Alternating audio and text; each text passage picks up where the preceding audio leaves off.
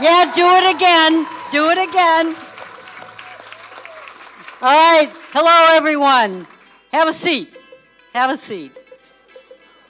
Well, I guess to the extent you can. We've had enormous outpouring for this event, way more people than we thought, and we are really happy to see everyone here today. So, my name is Karen Talion. I am the chair of the Indiana Democratic Party.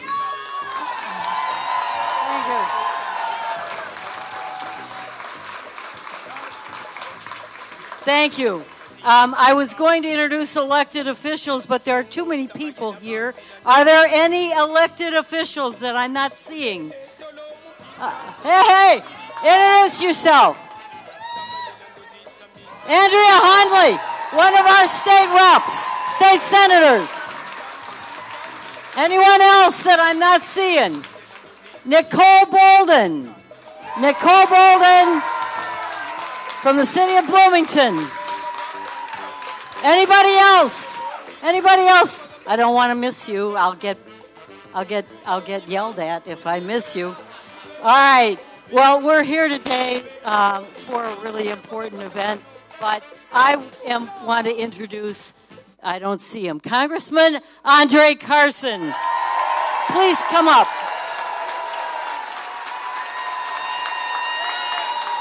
Thank you. Thank you.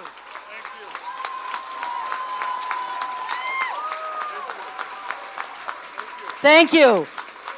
Congressman Carson is going to introduce our speaker. Hoosiers! Dana really had us pumped up. She's great, isn't she? I'm so happy to be here with so many Hoosiers, to be back with real people. Woo! Now, I think the enthusiasm in this room should give us all hope. We have a Congress right now that is more interested, we have a Congress that is more interested in protecting billionaires than they are at releasing the Epstein files. We have a Congress, we have a Congress that is willing to cut back on Medicare, Medicaid, and even play with privatizing Social Security, all to protect their donors. That's not leadership. When I look across this room, I see what our democracy is really about. That's right, Dana. That's right. That's right, Dana. You know, a democracy is built of coalitions. It's built of the Latino coalition. It's certainly made up of the Black coalition. It's made up of the Jewish coalition.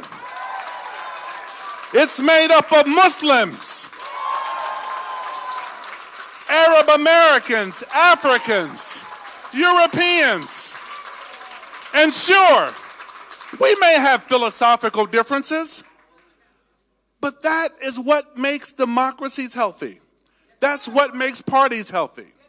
But at the end of the day, we have to put aside our differences and come together to regain the House of Representatives. Now, we've got some great young leaders here. When I see young people like Dana, I get excited. When I see people like Carla Lopez Owens, I get excited. When I see Alex and Wes, I get excited about young people. But I also get excited when I see some gray hairs. Yes. Huh?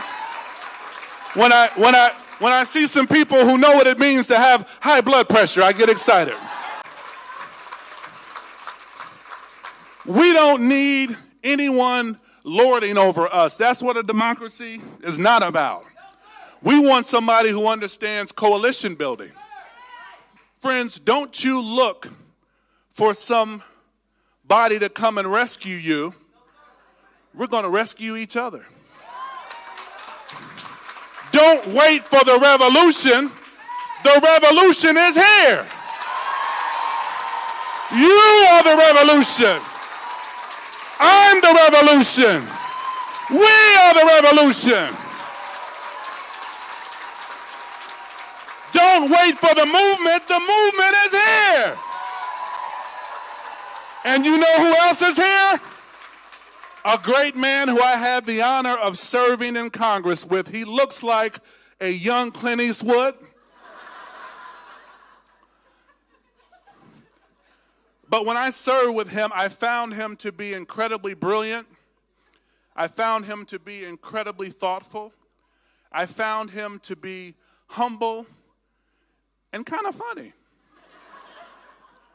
But most importantly, outside of his title, outside of his impressive background, he cares for people. People don't care where you come from, what you do, where you went to school. They want to know if you really care about their needs. And Beto O'Rourke cares about your and my needs. Give it up for the America's future, Beto O'Rourke. Love you. Yeah. All right. Hey. I wonder what Clint Eastwood thinks about all this right now. You know, I did get to serve with Andre for 6 years in the House. And you all know politicians. You have them in your life. It's just part of our system.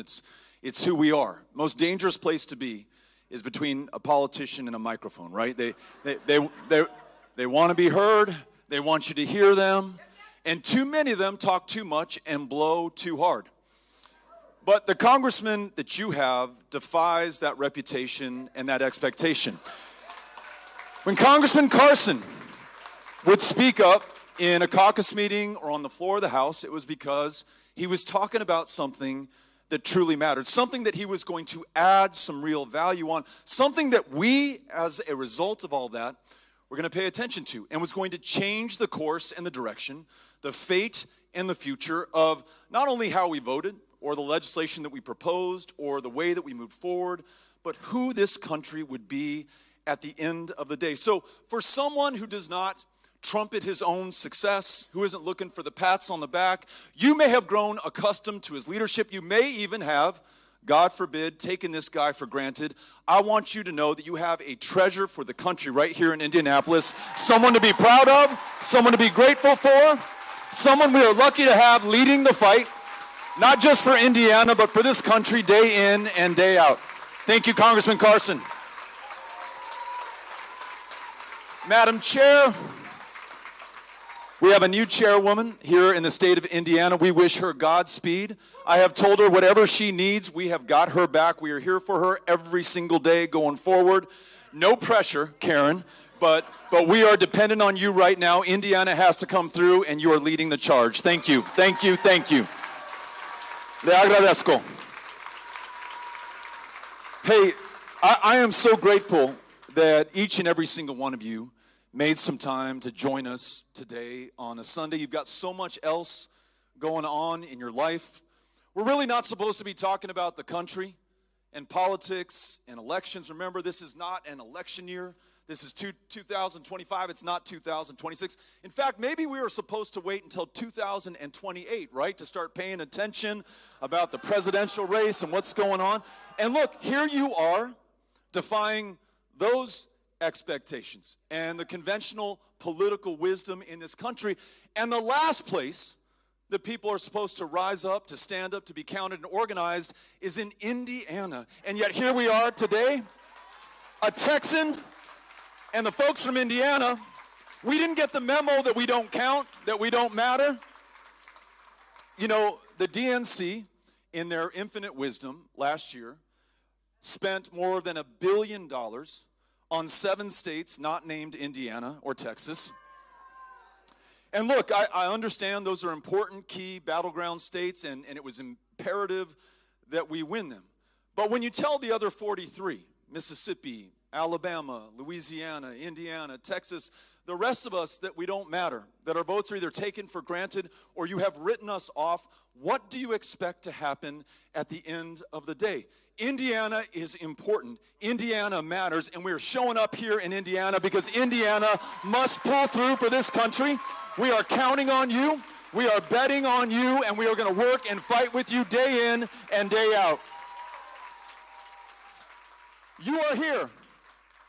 You are here, as am I, because we love this great country.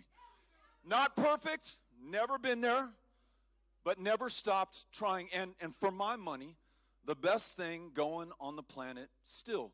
Part of that, I think, is that we have chosen not to define ourselves as a country by our race or our religion or even the country in which we were born, to the comments that the congressman was making earlier. We don't even define ourselves by our geography. We were America when we were 13 colonies.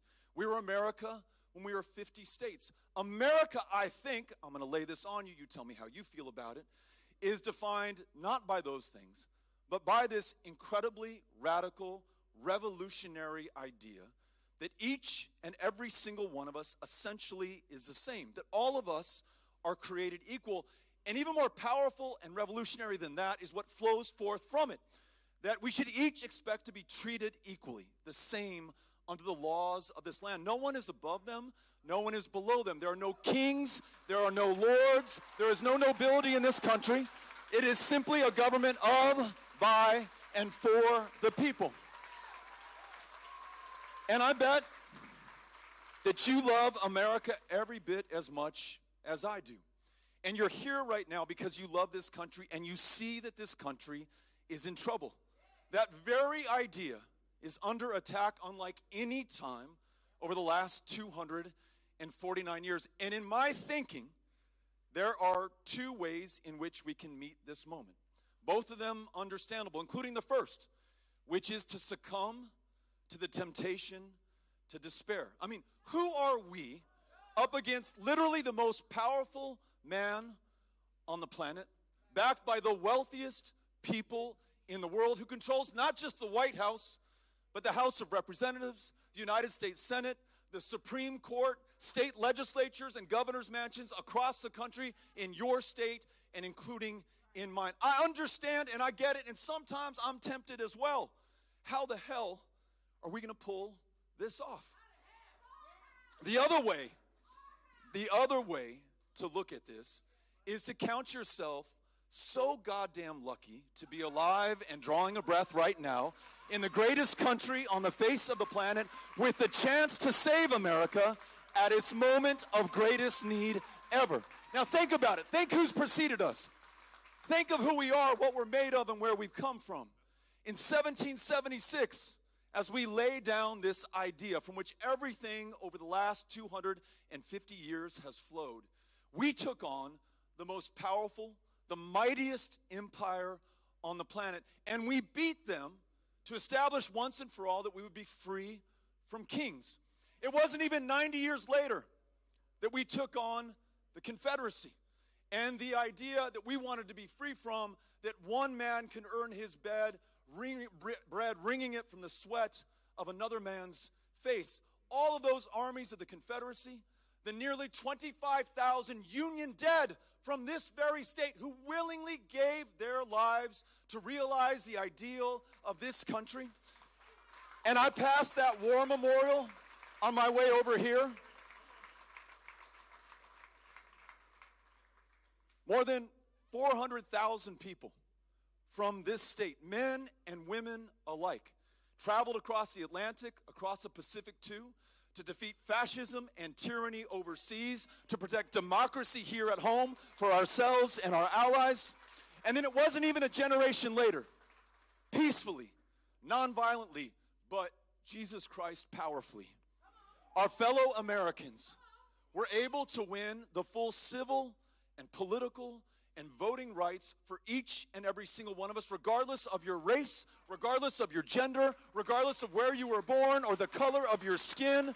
That is America. That is who we are. And in order to do that, we defeated the armed and elected thugs of Jim Crow South to make it possible. And here we are, inheriting every single struggle, all of that service and the sacrifice entailed to bring us to this moment. You and I are the heirs of all of that. And what we do with this inheritance is going to define us in the eyes of history, and is going to determine what is possible for this great country going forward. So, the eyes of our kids and our grandkids and the generations that follow are on us right now at this moment of truth, and we cannot be found wanting. Are you with me? Are we going to fight? And are we going to win? So now ask yourself this. Given everything that's at stake, everyone who has come before to make this moment possible, what if this is all over before the fight has even begun? From the moment he was named chancellor in January of 1933, it took Hitler 53 days to destroy German democracy. And at every turn in just those 53 days, every time he defied the German Constitution, every time he exceeded his authority, every time he broke down the rule of law in that homeland, the German press, the German politicians, and most importantly, the German public did too little, too late. In 53 days, he goes from, that's right, in 53 days, he goes from being this buffoonish thug who could barely hold power to the undisputed master and dictator of the German people. Well, maybe it doesn't happen that fast in America, but listen up.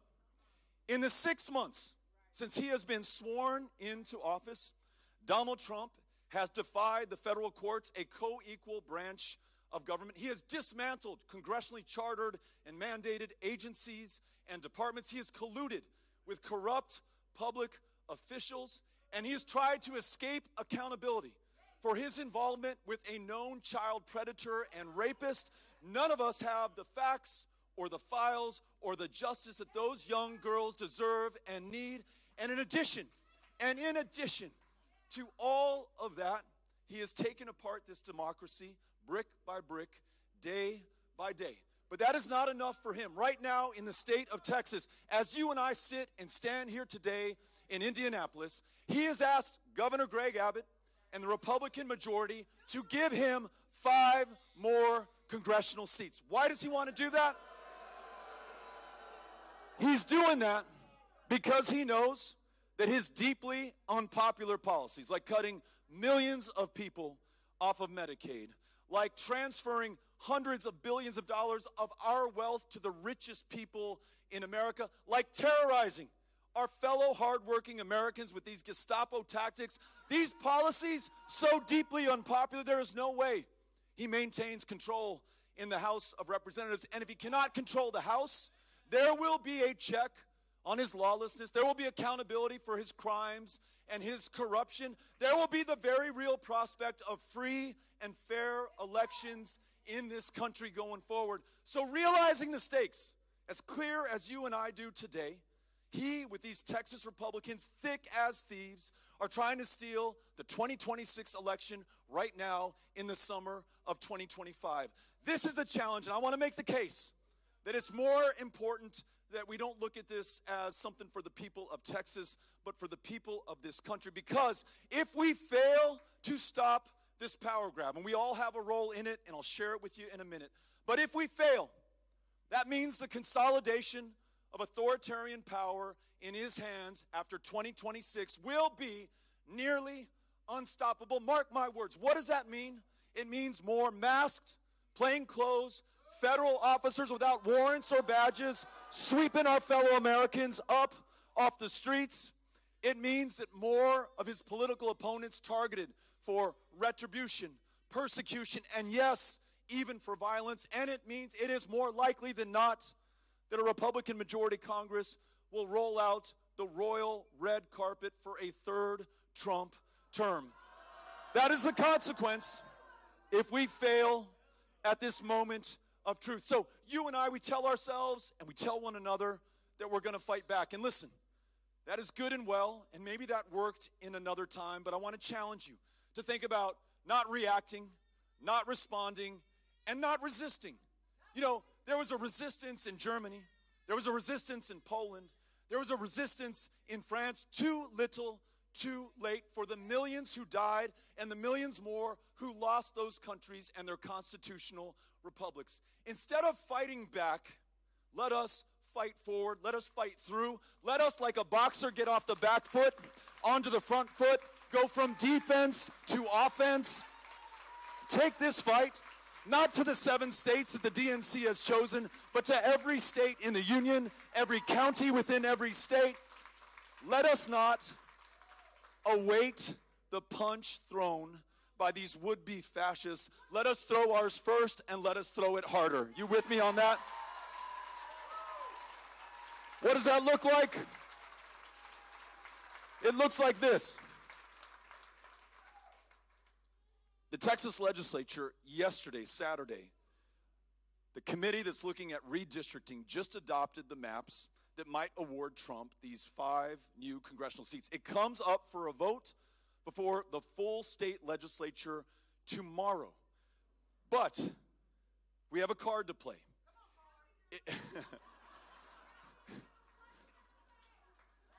You know what? You're right.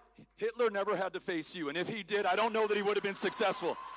I don't know that he would have been successful. I am so glad you are on our team. Yes. I love this. If the Texas Democrats leave the legislature, leave the state, in fact, and break quorum, they will deny their Republican counterparts the numbers necessary to adopt and certify those maps and run this election in 2026 on them. Now, it is not easy. They'll have all of the DPS state troopers pursuing them, and you better believe in Trump's America, that will be the FBI, Department of Homeland Security, every agency of federal law enforcement hunting them down. In addition, y además, it's also terribly expensive. They make a grand total of, I think, $8,000 a year. All of them have some kind of side hustle or job to be able to sustain themselves, kids to raise, sick parents to take care of, and they're fined $500 a day to a person for every day they are not there. So, if we learn today that they break quorum, that they leave the state, and the call comes in to you to pitch in and support them, I want you to answer that call and give what you can. Are you with me on that?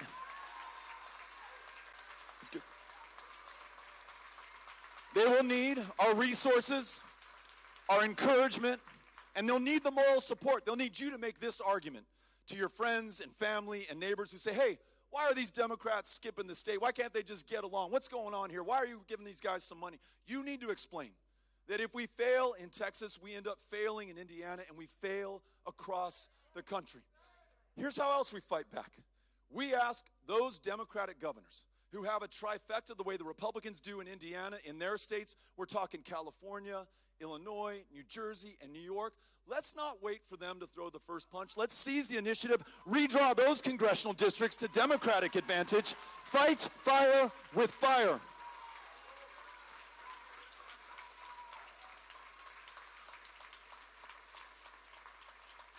Folks, we're in a basketball game where the refs have left the building. The other side punching us in the face, dunking right over us. We're throwing up our hands at the audience. You guys see what I'm seeing? Fuck that shit. Let's fight back, punch them in the face, knock them down, make sure that they pay a price for what they're doing. We've got to win, and we've got to win at all costs right now. That also means here in Indiana, we've got to defend 2 incredibly important congressional districts in this state. And listen to me, I believe in you. We've got to pick up a 3rd. That 5th congressional district, they will never see it coming. We have a candidate. We'll come get you in a sec, but They will never see it coming. They will never see. They're trying to change the board, rig the game in Texas and other states. They will not see it coming in Indiana. This is the sleeper story of 2026. But we don't win unless we start the work right now in 2025. So I want you to sign up to volunteer with the state party, with the county party, to get behind these great candidates who are putting themselves out there right now, okay? Let's make sure we do that. Y por el último,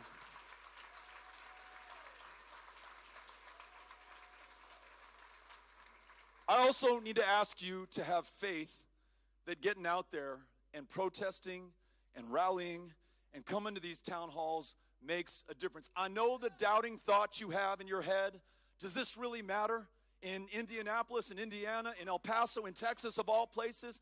Tell you what, none other than one of Indiana's favorite sons, Abraham Lincoln, said the following in 1858. He said, look, there's the power of the presidency and the courts and the legislatures and the Congress, and that's all good and well, but there is a power far greater than all of them combined. Public sentiment, the people, is everything. Without it, nothing can succeed. With it, nothing can fail. What you're doing right now, by getting in the faces of your fellow citizens, by holding your elected representatives to account, is changing public sentiment and perception and opinion on these issues. Arguably, the one winning issue for Donald Trump in 2024 was immigration. He is polling at 35% on that issue right now. These Gestapo tactics aren't popular, and when we share what's going on with our fellow Americans, they pay attention. So go to that next rally or protest. If you don't see one on the books, you organize it and make sure that your friends and family show up as well.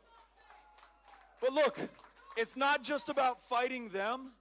It's about fighting for a future that is worth saving in America. I think a lot of people in 2024 got confused when Democrats were saying, you know, we want to save democracy. We want to restore these institutions. And folks understandably are like, what the hell are you talking about, democracy? Where someone can spend $300 million to try to elect the presidential candidate of their preference? What are you talking about, democracy, when corporations are people and money is speech, and those corporations can spend unlimited amounts of cash to purchase outcomes in elections and the policies that we pursue? What if instead of saving this democracy, we talked about building one that is worth saving, right? So repealing Citizens United, passing the John Lewis Voting Rights Advancement Act, making sure that there are term limits for every single position out there, getting big money out of politics, and removing politicians from redistricting and giving that power, all of it, to the people. But we won't have a political democracy if we also don't have an economic one. You know, if folks cannot get what they want and what they need from a government of the many, soon enough, they're pretty damn open to getting what they need from a government of the few, or a government even of one. What folks are asking for right now, to me, does not seem out of bounds for the wealthiest, most powerful country on the face of the planet. What about we build something, a vision based on ensuring that you're guaranteed that you just have to work one job to be able to afford to feed your family, to live in that home, that you can afford to buy a home if you work for it, because people are working for it now and cannot buy one, that your kids are going to do better going forward than you were able to do in your own life or your parents before you, that you can see a doctor when you're sick, see a doctor before you're sick, so that you don't get sick. Yes, that's right, so that you don't get sick. How about access to fresh and healthy food, space and time to exercise, a place to be with your family and your loved ones, because at the end of the day, that's what this is all about. And what if, taking this from America around the world, we really stood for the full human rights of every single one of us? Follow through on that foundational premise that we're all created equal. As you see them attacking transgender Americans, you stand next to those transgender Americans. As you see them attacking DEI, you stand up for diversity, equity, and inclusion everywhere across America. As they try to make us scared of one another, we embrace each other. And overseas, that means that we stand on those principles as well. Imagine America no longer complicit in the bombing and the starving and the slaughtering of innocent children in Gaza, ending the war and our involvement in it, using the awesome power of this country instead to work with the nations of that region, the nations of the planet, if that's what it takes, to establish an independent, sovereign state for the Palestinian people, and doing what we can to secure their safety, the safety of the Israelis, the safety and the security of everyone in that region. Sowing peace and reaping prosperity, and bringing that home to America.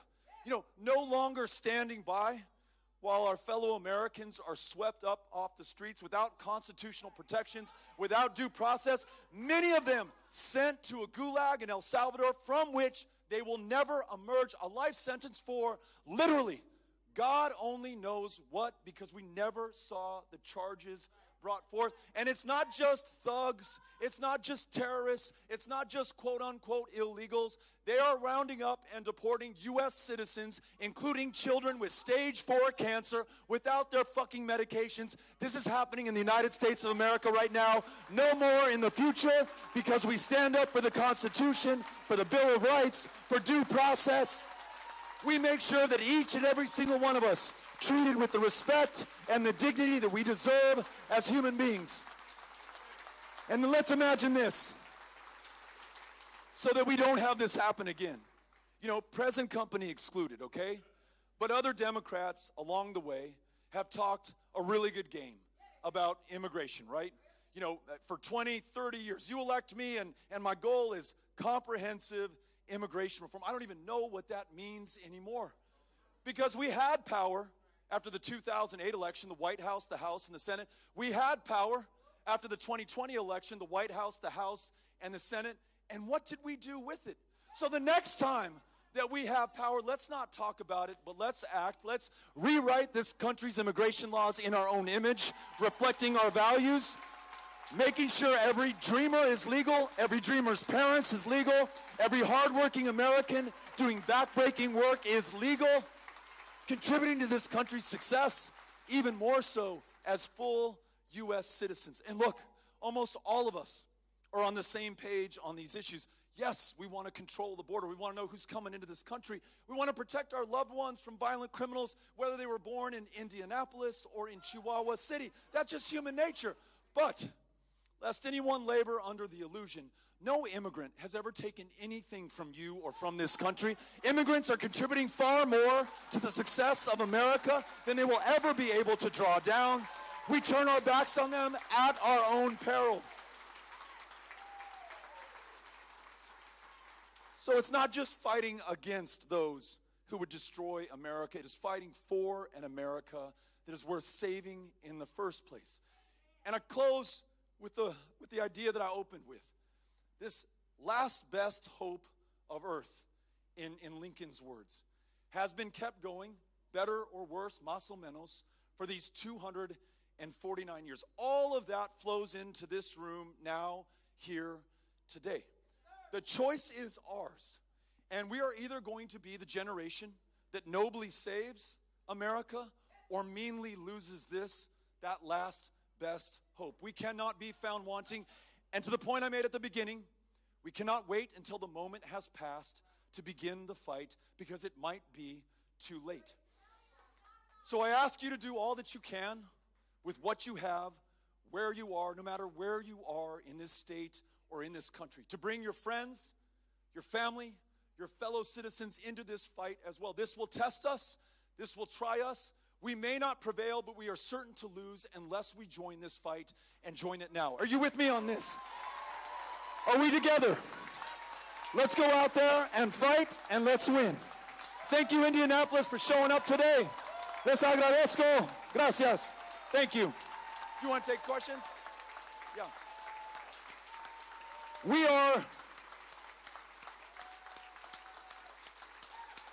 I shared with you some of what's going on in Texas, ways that you can help in the fight that we're waging there. I also want to hear from you and what's going on in your life, what's happening here in this community, what we need to know, and how we can share this around the country and around my home state as we travel. Cynthia Cano, who's in this blue shirt, black hat, she has the other microphone, and if you'll raise your hand, get her attention. We'll bring as many people into this conversation as we can. You're welcome to ask a question, make a comment, share an idea. We're all ears. We're going to be respectful to one another, listen, and join this fight together. Be respectful. That's right. There's a seat for you. Oh, thank you. I just think let him talk. Yes. Thank you. I just really want to say my biggest issues right now are the Gestapo that are running the streets, unidentified, and taking away hardworking, tax-paying people with zero crimes. My other issue is I love this group, but as I look around, I don't see many in the 18 to 25 range. We've got to get our kids involved. Right on. Thank you. Thank you. And we've got to drive home the fact that not just 7 states matter. Thank you for mentioning that. Thank you. We all matter. You know, on this, thank you for this, and thank you for your service to our country. Thank you for bringing up both of these important points. You know, on the first one, you know, we all talked about these Gestapo tactics. It just does not seem right at all. You know, you don't need to know the Constitution word for word to know that a federal agent without a warrant or a badge with a mask over their face, wearing plain clothes, jumps out of the van. Who the fuck is that? Is somebody kidnapping me? Is this a thug who's going to beat me to death? Are they going to hold me for ransom, or is this my government? How in the world is this happening right now? But I want to tell you something that is even more chilling, if that is possible. The so-called big, beautiful bill that Congressman Carson fought against and voted against. Not only because it cuts all these people off of Medicaid, adds nearly $4 trillion to the debt, transfers $1 trillion more of your wealth to the richest 1%. In addition to all of that, it adds, hear me out, $45 billion to the Department of Homeland Security budget for the express purpose, listen to me, for the express purpose of building new detention capacity. Okay, I want you to ask yourself a question. If we already have the most detention capacity we've ever had in the history of the United States of America, and we do, and if we have the lowest levels of crossing at our southern border in the entire history of our country, and those are the facts right now, what is this $45 billion in new detention capacity for? You know, Trump said that he was going after terrorists and thugs. You know, God forbid you have a tattoo. Even worse, if you have one on your throat or on your neck, you must be a terrorist. And we have every right then to pick you up in an unmarked van and send you to El Salvador. But then he admitted on an open mic in the light of day that he's coming for the homegrown next. One of his first executive actions after he was sworn in was to try to repeal that part of the 14th Amendment, ratified in 1868, by the way, folks, that guarantees you citizenship when you are born here in the United States of America. Who knows how the United States Supreme Court, the best that money can buy, is going to rule on this issue going forward?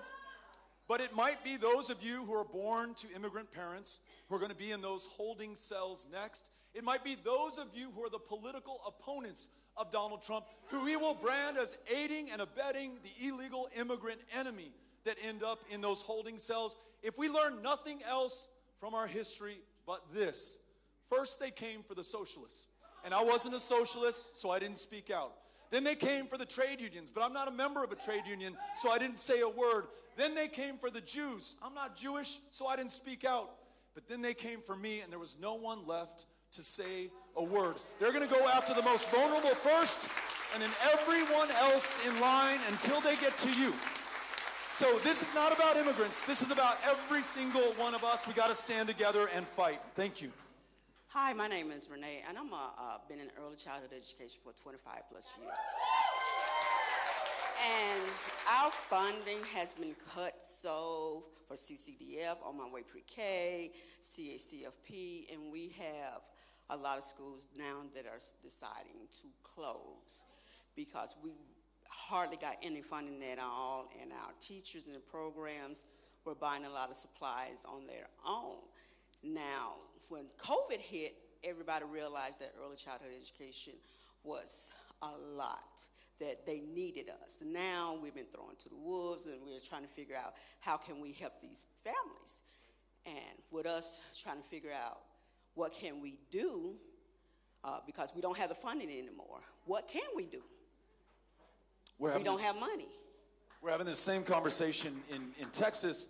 We just got something that you've been living with for a while, something known as a voucher. Y'all familiar with this stuff? Apparently, public schools just had too much money.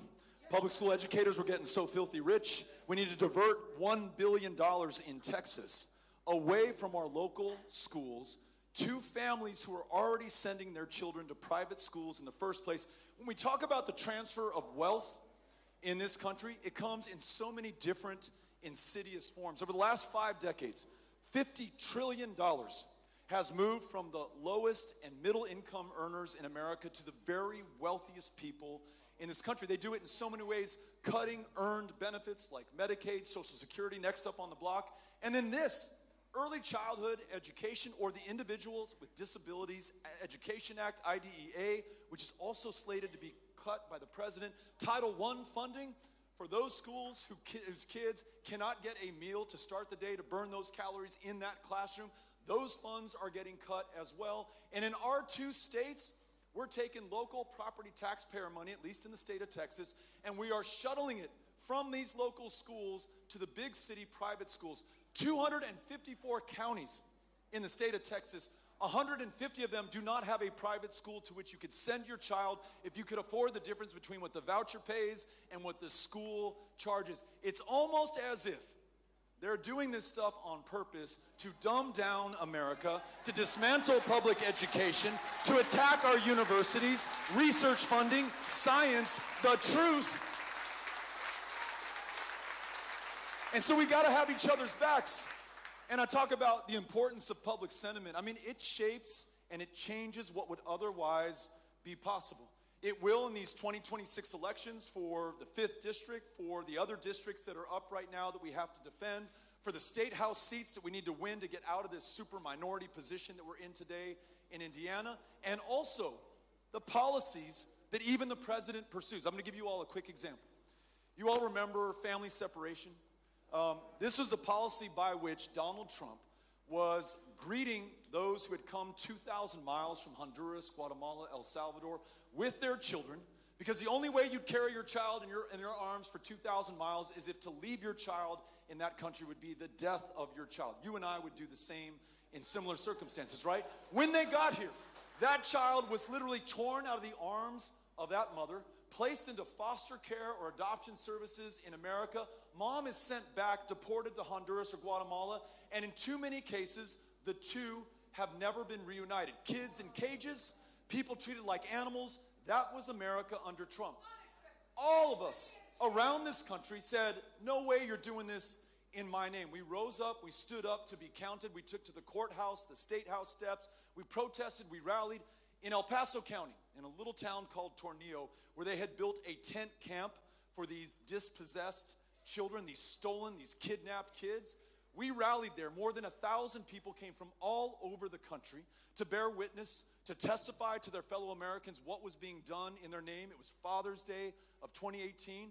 Mark my words, within 3 days, the Trump administration rescinded family separation in America. That is the power of public sentiment, the power of people, the power of getting out there, speaking up, and demanding justice and change. We have to do this on early childhood education. We have to do this on public education.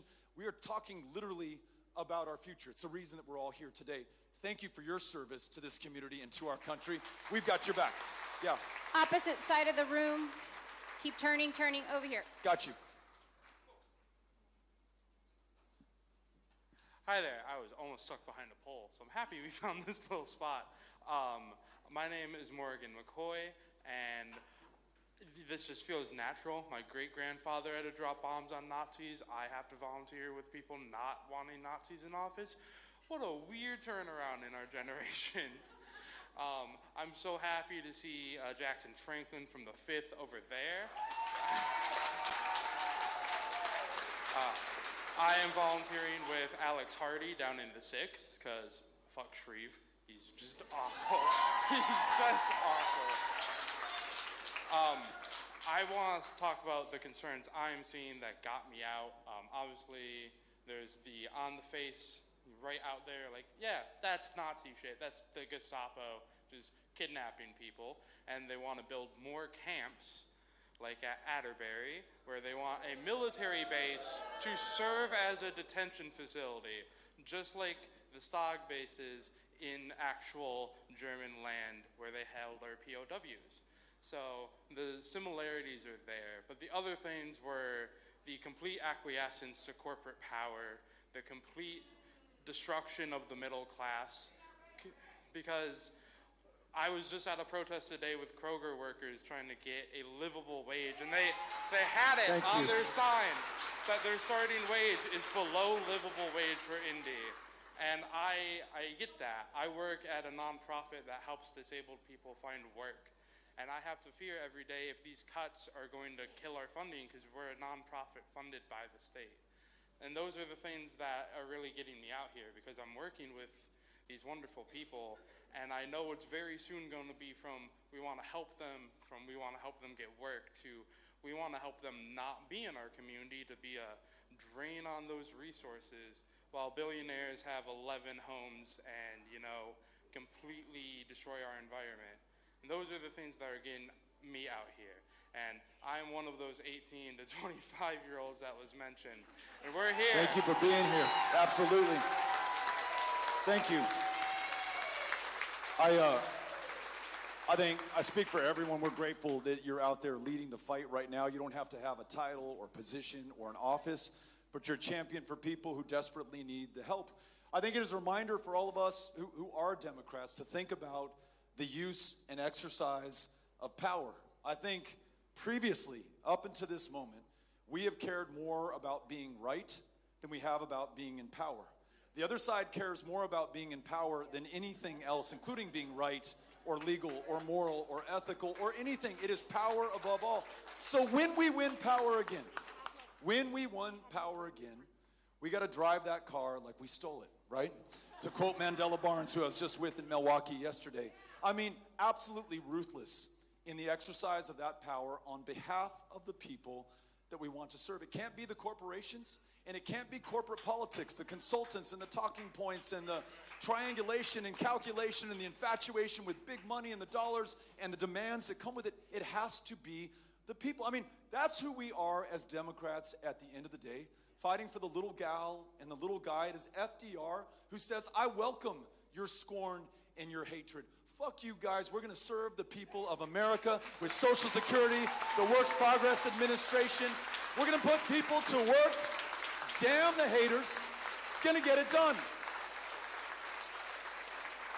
LBJ, the Great Society, Medicaid, Medicare, Civil Rights Act, Voting Rights Act, the war on poverty.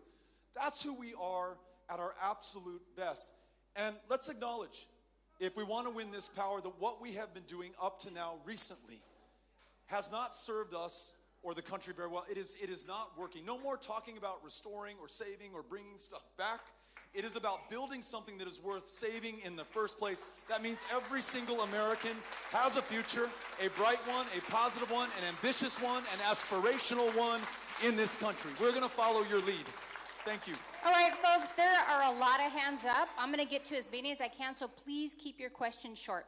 That's her saying keep your answers short to me. So I'll read you, Cynthia. So you mentioned gun violence being the leading cause of death in children in America, and as a mom of 3, that's something that keeps me up at night, particularly with back-to-school season and going on right now. We know that there are evidence-based, bipartisan, common ground solutions to address the gun violence epidemic in America, but it seems as though actions at the administrative level and on behalf of ATF are really threatening to dismantle and erode the progress we've made since Sandy Hook in addressing this issue. So I'm wondering what advice you have for us as concerned parents and community members and advocates to and teachers to keep on pushing this issue forward and to continue safeguarding our kids, families, and communities. Thank you. Thanks for being here. For those who cannot see her t-shirt, she's part of Moms Demand Action, one of the greatest outfits in this country right now. You all are changing the country for the better. You know, this is one of these issues, you know, especially with young people who have borne witness to all these mass shootings across the country when they were too young to be able to vote. And we're counting on all of us who are old enough to be able to decide the outcome and wondering, understandably, what the hell is going on, folks? What is more important than the lives of these children? So just remember this. You know, all those big fights that I mentioned at the outset against the British Empire, against the Confederacy, against the Nazis, against the thugs of Jim Crow South, those were not won in a day or in a year or a given election cycle. I mean, we labored as a country in a darkness far short of democracy for nearly 90 years between the end of Reconstruction and the Voting Rights Act in 1965. How many unsung heroes gave their lives, lost their lives, were brutalized, were suffered, were tortured, were imprisoned, were lynched in order for us to realize that final victory and goal in 64 with civil rights, in 65 with voting rights. So on any of these struggles worth fighting for, just know that fight might go on for a very long time, but it is one worth winning. 6 years ago, today, troubled young man in Allen, Texas, which is in the north part of our state, not too far from Dallas. He had purchased an AK-47 online, perfectly legal, got it shipped into a gun shop in his town, picked it up. His mom calls the Allen Police Department. She says, hey, I don't know what's going on with my son. I don't know why he needs this thing that was originally designed and engineered for use on a battlefield because its sole purpose is to kill people with these high-impact, high-velocity rounds. I could use some help here. But there is no red flag law, no extreme risk protection order system in Texas. So the Allen Police Department said, I'm sorry, what your son is doing is perfectly legal. There's nothing we can do to stop him. Good luck and goodbye. He drove that AK-47 and the hundreds of rounds of ammunition that he bought to my hometown of El Paso, Texas. And heeding the call of President Trump, who warned him about an invasion of Hispanics who were taking over this country, about the Mexican rapists and criminals, about the animals. That was the word he used to describe other human beings. This guy walked into a Walmart 6 years ago to the day. It was the last Saturday before our school year started. So Walmart is packed with kids and their parents and grandparents buying notebooks and backpacks and supplies, all the same stuff that you do for your kids and grandkids. And this guy came in with that AK-47. And in a city, our city is almost 1 million people, our metro area, that doesn't lose 20 people a year to murder. He took the lives of 23 people in under 3 minutes, slaughtered them. When the police picked him up afterwards, he said, I came here to kill Mexicans. Now, it wasn't 3 years later that in another part of our state, Uvalde, another troubled young man, 18 years old, waited till his birthday because it's legal when you're 18 to buy not one, but he bought 2 AR-15s, hundreds of rounds of ammunition, walked into Robb Elementary and blew away 19 beautiful children and their 2 heroic teachers who already sacrificed the best years of their lives to draw forth this love of learning from those kids in that building. They had to sacrifice their lives completely. And those kids were only identifiable by the shoes that they were wearing because their faces and bodies were so badly disfigured from the rounds fired from that AR-15. I mean, imagine reading about us in the future, because I hope that this is not as common there as it is today now. And they're going to be wondering, what the fuck were these people thinking? What is so hard about putting the lives of our children and our neighbors and our loved ones and our families and our fellow Americans ahead of the gun lobby, ahead of the NRA, ahead of those people who fetishize these high-powered assault rifles? So let us not back down from this fight. Let us take it on.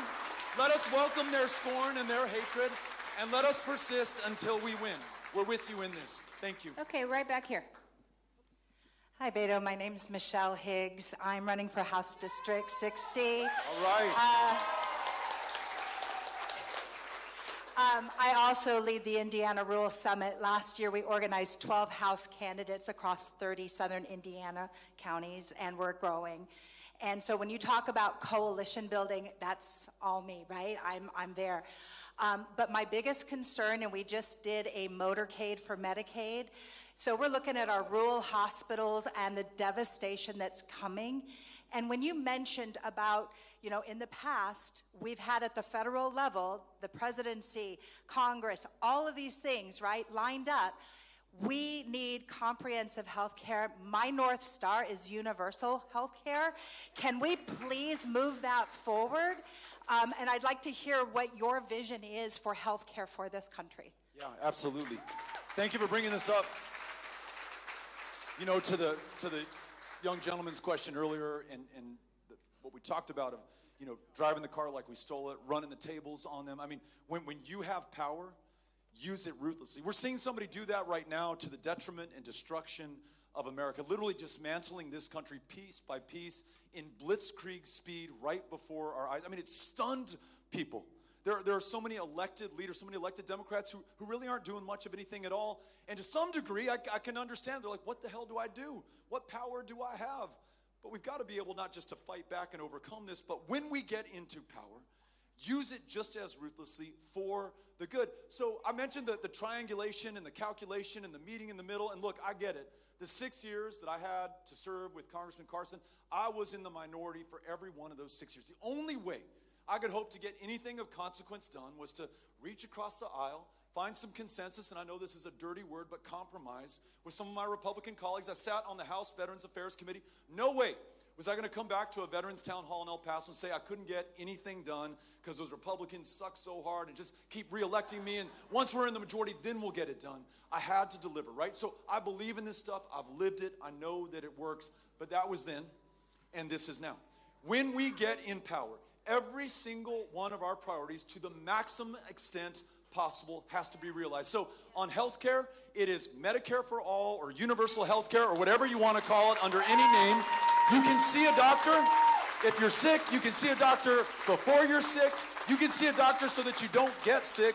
You can see a doctor for your physical health, and you can see a doctor for your mental health. In Texas, I don't know what it's like in Indiana. The largest provider of mental health care services is the Texas County Jail System. The largest inpatient mental health care facility in a state of 30 million is the Harris County Jail in downtown Houston, Texas. Obscene in a country with this wealth and resources, medical technology, and people who want to give and serve one another. But it goes beyond that, right? It means that we have food that is fresh, that is healthy, that is affordable, that is accessible. It means that we have space and time to exercise and move our bodies and breathe this air. And it means that we have those things that contribute to our mental health, like time to spend with your family and your loved ones, your folks, your kids. I mean, this is the stuff that makes a life a life. And if you're working 3 jobs, because that's what you have to work if you're on minimum wage in Indiana or in the state of Texas, you're not doing any of those things. And if you're sick, you're getting sicker, and you probably can't afford to see a doctor. We're shooting ourselves in the foot. It's not just bad for people, it's bad for America, it's bad for our economy, and it's bad for our future. So when we win power, and it's not one or the other or this or that, it is all of the above. I talked about rewriting our immigration laws. We do that, but we also make sure that we pass comprehensive health care for every single American. We make sure that we have early childhood education, IDEA funds restored, public schools protected from these voucher schemes and scams across the country. We have to do it all. I cannot think of or find a better model than FDR, and it's interesting that it was almost 100 years ago, okay? We'll give them a decade on this, but think about where we were. A time of similar division, polarization, dislocation, isolation, alienation in this country, and a choice between 2 kinds of populism. One was exhibited by Hitler and Mussolini and the fascists on the continent, and that shit was pretty popular in America. The American Nazi Party sold out Madison Square Garden. Charles Lindbergh and the America First movement was ascendant in this country. Folks needed change. They didn't like what was happening. They were suffering in the depths of this Great Depression, and maybe that was the way out. But Democrats, with FDR and another kind of populism, based on an economic populism, a democratic populism, offered another alternative. And yes, we got Social Security. We put people to work in the WPA. We rebuilt our communities, our states, and our country, and we set a legacy for what government can do for the average American that has been unparalleled since. I want us to get back to our roots, to that FDR kind of leadership. I want you to be part of it here in the State House. Grateful for what you are doing and the race that you're running. All right, Gracias. to your left, Beto. Now we're going to go to speed round, folks, because we are running out of time. And so I'm going to do 2 questions at a time and try to get to a few more. Hello. Hi. Thank you so much for being here.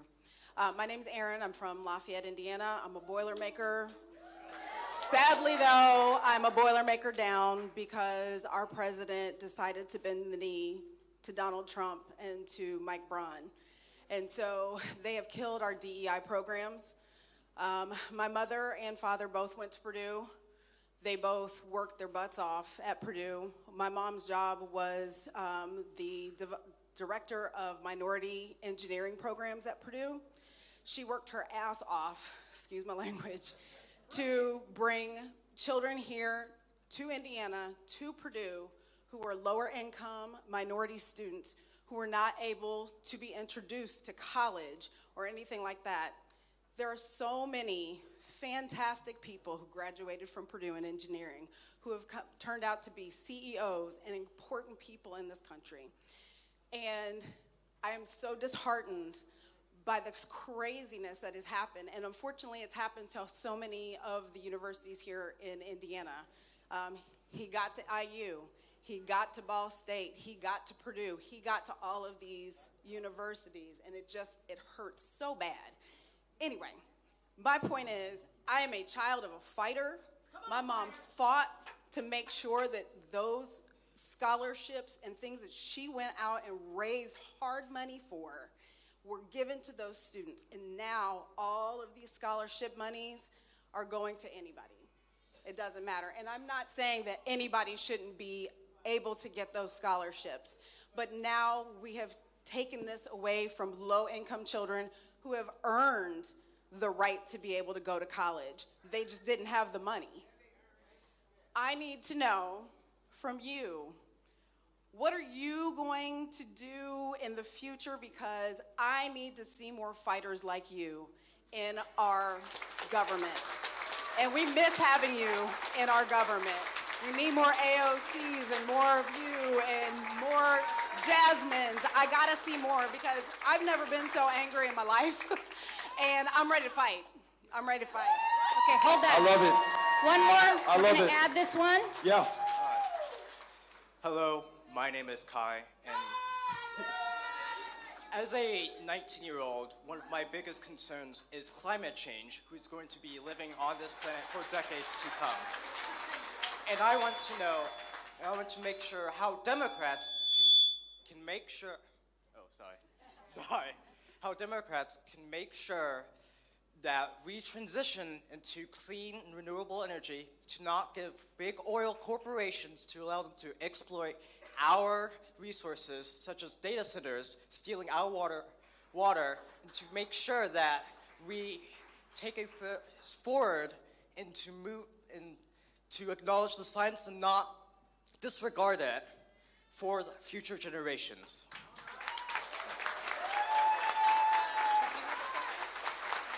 Cynthia, you tell me when I can start answering questions. Start. You want me to start? Okay.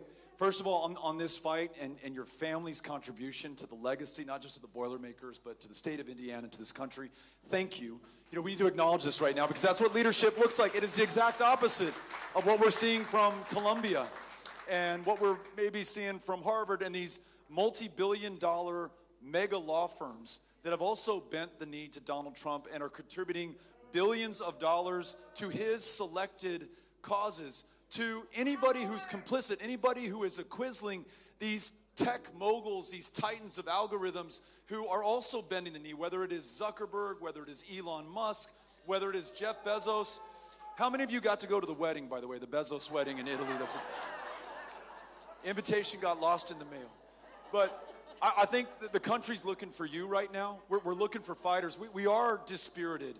And we're tempted to despair when we see these mighty institutions with endowments measured literally in some cases cumulatively in the hundreds of billions of dollars submit to this president.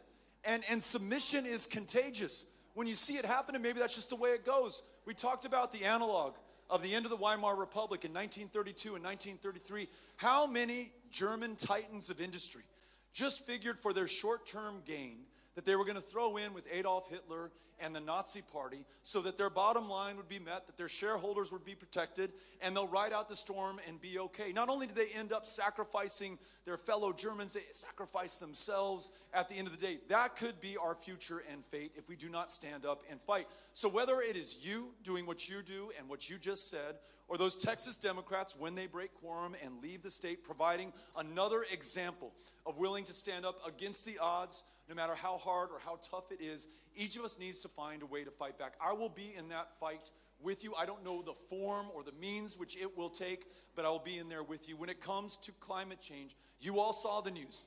Trump's EPA just changed the ruling on greenhouse gases. The new ruling is, in fact, they are good for the planet. And it is actually climate change policy that is hurting the planet and hurting our fellow Americans.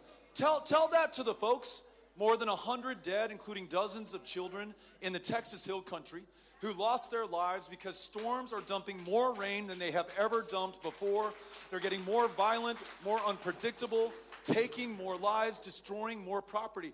We don't have the numbers. I don't know if it's billions, if it's trillions, if it's quadrillions. We don't have the numbers to quantify the deep damage that climate change is already doing and will do to this planet and to this country. So when we mention running the tables on these guys, when we win power again, this is another one. And we can make the case. It's not just good for the future. It's not just good for those who are in harm's way. It is good for this economy. Texas leads the nation in wind power generation. I think we lead the nation now in solar generation. Those are high-tech, high-paying jobs that we are about to lose thanks to Donald Trump. Most of them are located in remote, rural, red-represented parts of the state. We need to connect the dots, be in those places, win those seats, fight back, and once in power, make sure that climate change is a priority for this country, and we stop it before it's too late. Thank you for being here. Yep. Ms. Cano. All right, I'm to your right. There we go. I have time for 4 more questions. Hi, my name is Stephen Amory, and I'm originally from Western New York, and I came here to go to Purdue University, where I made a lot of friends here in Indiana. I made a lot of family. Angie, Eric, my wife came here, and my baby sister Erin was way over in the corner. I didn't see her when I stand up. But I come to meet a lot of people, and I'm really encouraged by the community here, because these are not the faces I see where I go and where I travel and where I work. My question is, when we talk to people in our communities and we have these opinions or we get to feel how they feel about certain topics, I get to understand that people are voting against their interests. And I want to know, how can we communicate not to stand on one issue and ignore the 40 others that affect their lifestyles so they can stop saying it's the Democrats' fault, it's the liberals' fault, it's progressives' fault. You're voting against your interests, and you need to take account for those people who are supposed to be representing you here and nationally. Great question. All right, we're going to take this next question before I answer that one. So we're in the heart of Indianapolis here. We have enough Democratic registered voters that we could have flipped the state. We have a poor turnout. How do we turn registered voters into active voters, supporting the party, and capitalizing on this anger? Thank you.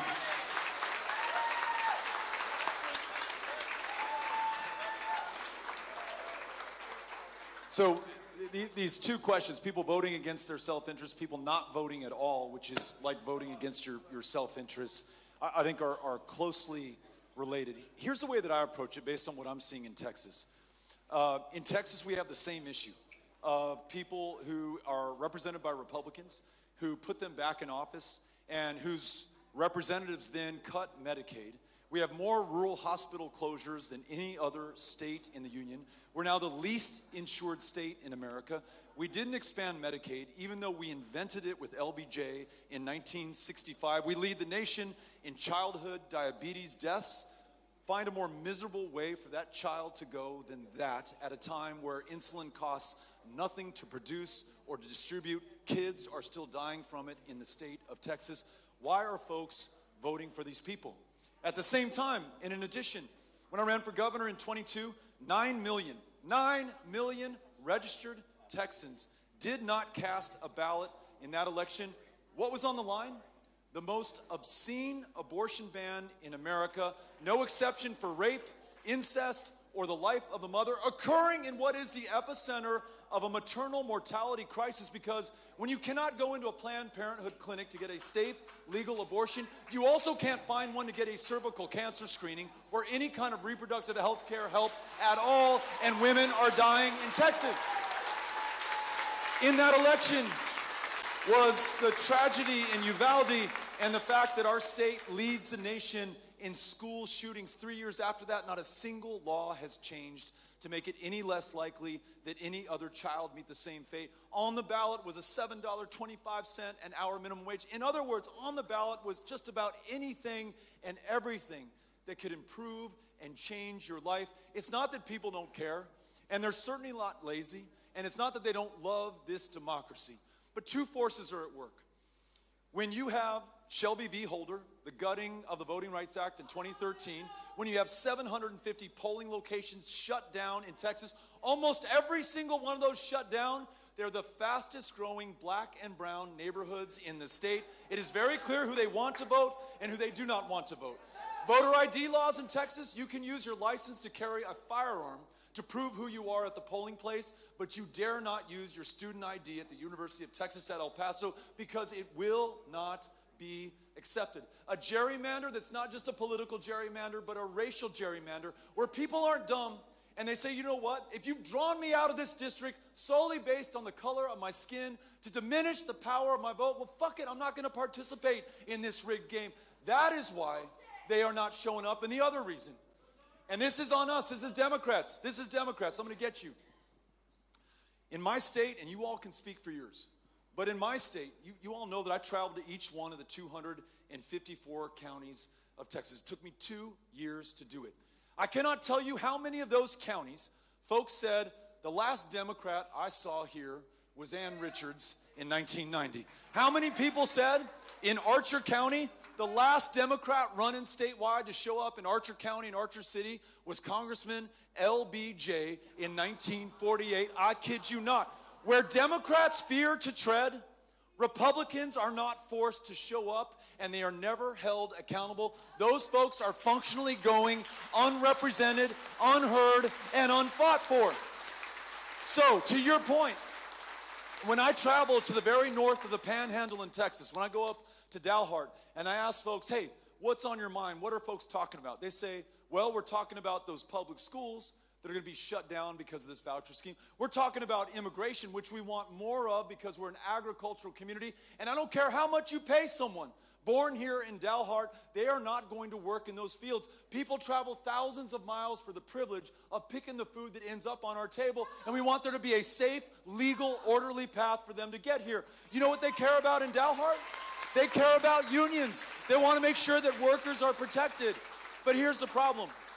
In the 2024 and the 2022 elections, and maybe you go back as long as you want, there wasn't a Democrat on the ballot making the case for public schools, for unions, for immigration in that community. If all you have on offer is the other side, it should surprise us not at all that that's what you pick at the end of the day. Or if that district is so uncompetitive, so gerrymandered, so suppressed, so intimidated, we can't blame you if you don't vote. So what we've got to do is meet you where you are. Our group, Powered by People, literally goes to campuses, to union halls, to bars, to cafes, to public parks. It meets young, unregistered, likely voters, registers them in person, because in Texas there is no online voter registration, no automatic voter registration, no same-day voter registration.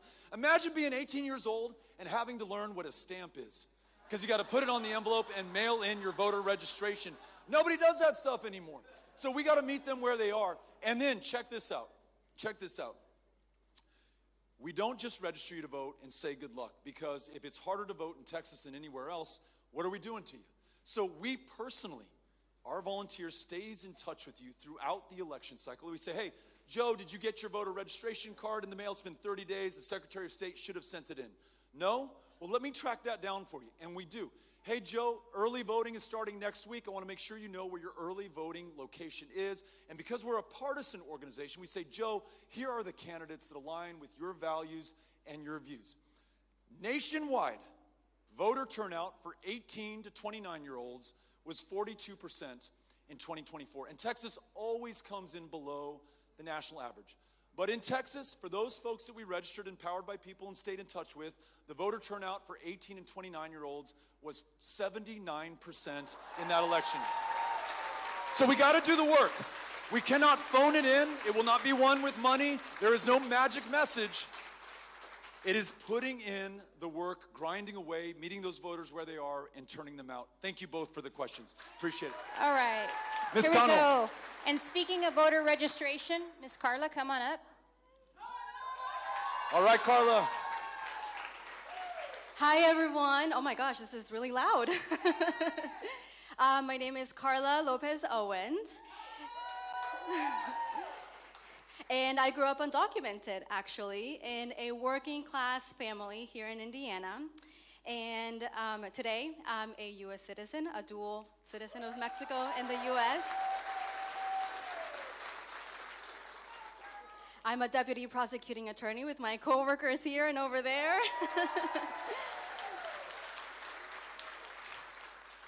And I am the president of the Indiana Latino Democratic Caucus.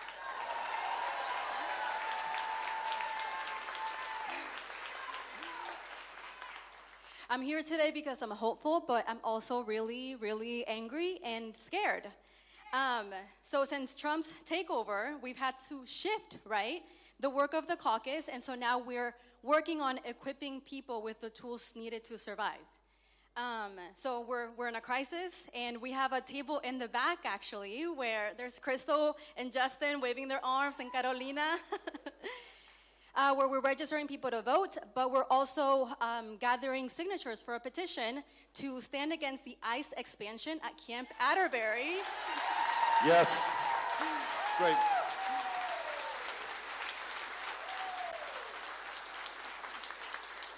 And I really hope that everyone here, no one here leaves without signing it first.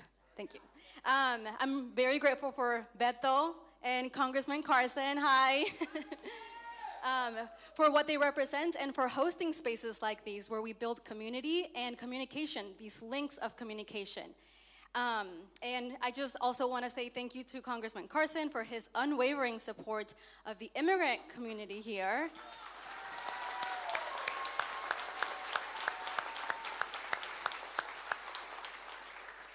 Thank you for being our greatest ally, and in times like these, there's no one else that is best suited to represent us, so thank you.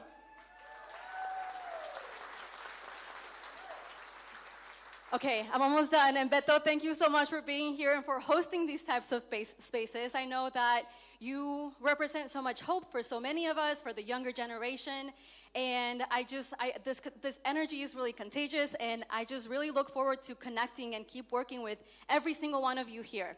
Thank you. All right. Let's hear it for Carla. And let's make sure that we all sign that petition before we leave, okay?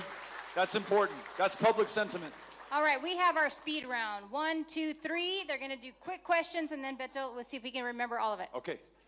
Hi, I'm a silent generation old guy, and given the loss of trust, particularly among the Gen Z and millennials, how would you rebrand the Democratic Party? 1 minute or less.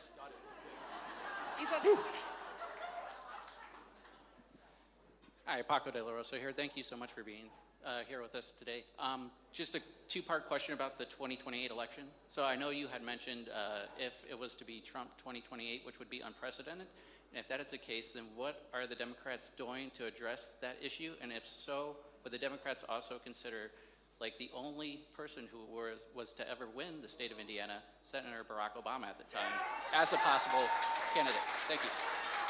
Wow, third term to third term. And last but not least. Hi, I'm Marianne Heuser. I'm a proud veteran. 4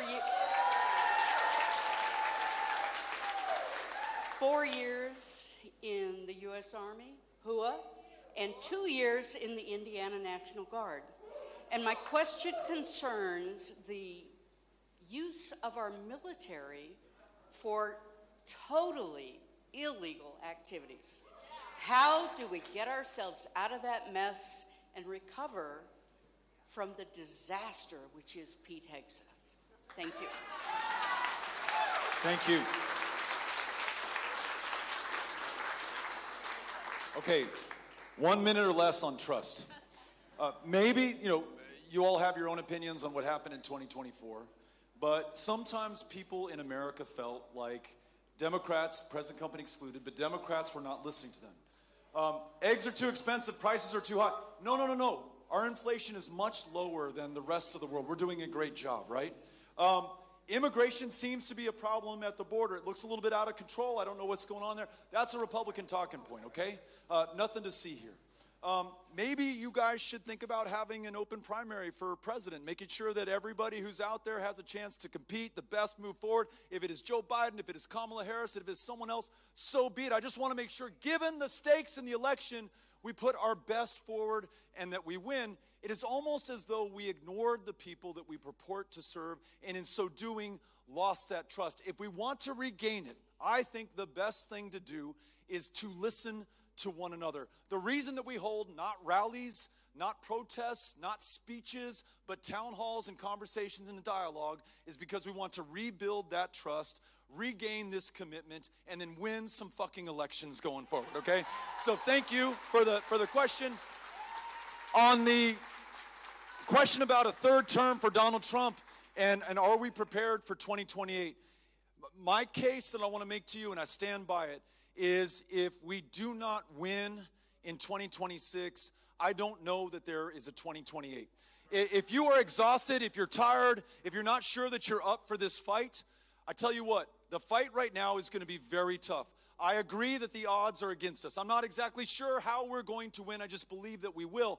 But if we don't, the fight after 2026, if they retain control of the House, the Senate, and they'll have the White House, the Supreme Court, these state legislatures, not only is it a third term for Trump, the Constitution, due process, the Bill of Rights, everything that we count on and care for as a democracy and a constitutional republic will be gone. So if you care about 2028, the time to fight is not in 2028 or 2027 or 2026, but it is right now.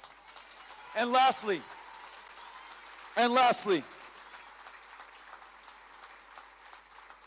to you, I'll come back to that. This is a bonus fourth question coming in.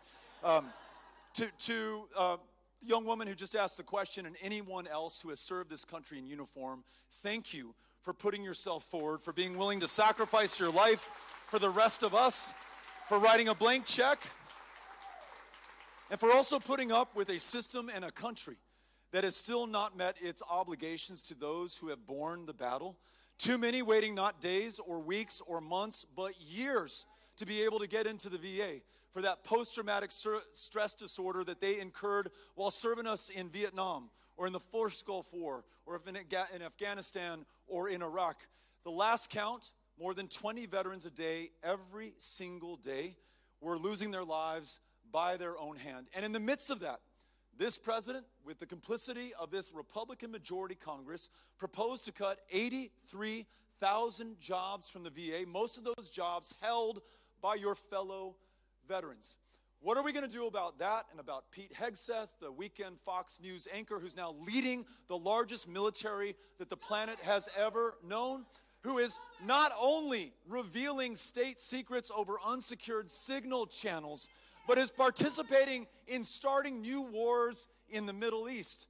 I want us to be a country that ends the wars that have already begun, whether they are in Gaza, whether they are in Iran, whether they are in Ukraine, whether they are anywhere else, before we start new ones. And I also want us to be a country that reminds our fellow Americans, including those serving in uniform right now, that they didn't swear an oath to a political party, or to a president, or to any person at any level of power, but they swore that oath to the United States Constitution, that thing that sets us apart from the entire rest of the world.